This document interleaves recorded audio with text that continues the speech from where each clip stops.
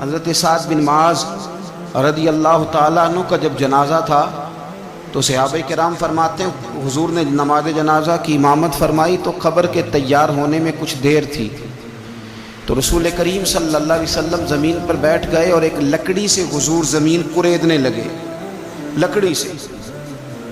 ہم محو انتظار تھے کہ اللہ کے رسول صلی اللہ علیہ وسلم سر مبارک اٹھائیں، ہمیں کو نصیحت کریں۔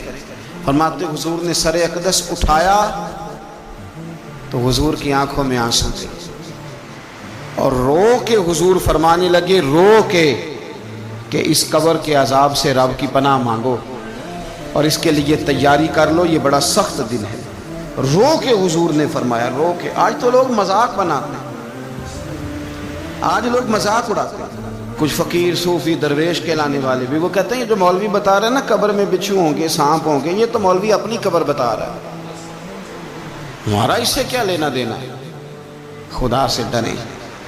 وہ چیزیں جو احادیث مبارکہ میں آ گئیں جس سے نبی پاک نے ہمیں سمجھایا، آپ اس تنبیہ کو، اس نصیحت کو آپ اس رنگ میں لیں گے کہ مذاق بنایا جائے گا دین کا، بجائے اس کے کہ اس سے ڈرا جائے، بجائے اس سے۔ حضرت سیدنا براء بن عازب رضی اللہ تعالیٰ عنہ ارشاد فرماتے ہیں کہ میں نے نبی پاک صلی اللہ تعالیٰ علیہ وآلہ وسلم سے خود اس بات کو سنا ہے، خود رسول کریم صلی اللہ علیہ وسلم نے فرمایا۔ حضرت زید بن ثابت رضی اللہ تعالیٰ عنہ بھی اس بات کے راوی ہیں، فرماتے ہم جا رہے تھے تو 5-6 قبریں تھی، تو حضور نے فرمایا کن کی قبریں؟ ہم نے عرض کی یا رسول اللہ صلی اللہ علیہ وسلم یہ کافروں کی قبریں، یہ صحیح مسلم میں حدیث موجود ہے، کفار کی قبریں۔ تو اللہ کے رسول صلی اللہ علیہ وسلم فرمانے لگے، ذرا حدیث کے لفظوں پہ غور کرنا، حضور فرمانے لگے اگر مجھے ڈر نہ ہوتا کہ تم اپنے مردوں کو دفن کرنا چھوڑ دو گے، اگر مجھے اس بات کا ڈر نہ ہوتا کہ تم اپنے لوگوں کو، مرنے والوں کو قبروں میں دفن کرنا چھوڑ دو گے، اگر یہ مجھے ڈر نہ ہوتا تو میں تمہیں سناتا کہ قبر کے اندر کس طرح عذاب ہوتا ہے، تمہیں دنیا میں رہ کے میں سناتا، پر ڈر ہے کہ کہیں تم اپنے مرنے والوں کو قبروں میں دفن کرنا چھوڑ ہی نہ دو، اس لیے میں تمہیں یہ بات نہیں بتاتا۔ اور میرے رسول کریم صلی اللہ تعالیٰ علیہ وآلہ وسلم نے پھر ارشاد فرمایا، اپنے غلاموں کی طرف نظر فرمائی، یہ بات کہہ کے کہ اگر مجھے ڈر نہ ہوتا کہ تم دفن کرنا چھوڑ دو گے تو تمہیں میں سنا دیتا کہ قبر میں کیا عذاب ہوتا ہے۔ پھر حضور نے صحابہ سے فرمایا چلو بھائی دوزخ کے عذاب سے اللہ کی پناہ مانگو، تو سب کہنے لگے ہم دوزخ کے عذاب سے اللہ کی پناہ مانگتے ہیں۔ پھر نبی پاک صلی اللہ تعالیٰ علیہ وسلم نے ارشاد فرمایا تم سب کہو کہ ہم قبر کے عذاب سے اللہ کی پناہ مانگتے ہیں۔ تو صحابہ نے کہا ہم قبر کے عذاب سے اللہ کی پناہ مانگتے ہیں۔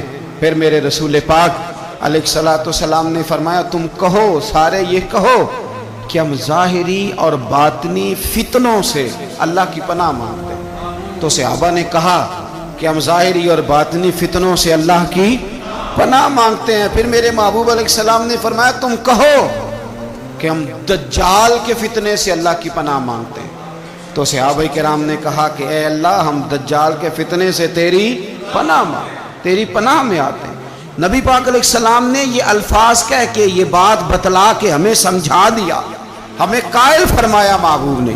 یاد رکھنا، اس بات کو اچھی طرح سمجھ لینا کہ اگر مجھے ڈر نہ ہوتا کہ تم اپنے مردوں کو دفن کرنا چھوڑ دو گے تو تمہیں بتلا دیتا کہ قبر میں کتنا سخت عذاب ہوتا ہے۔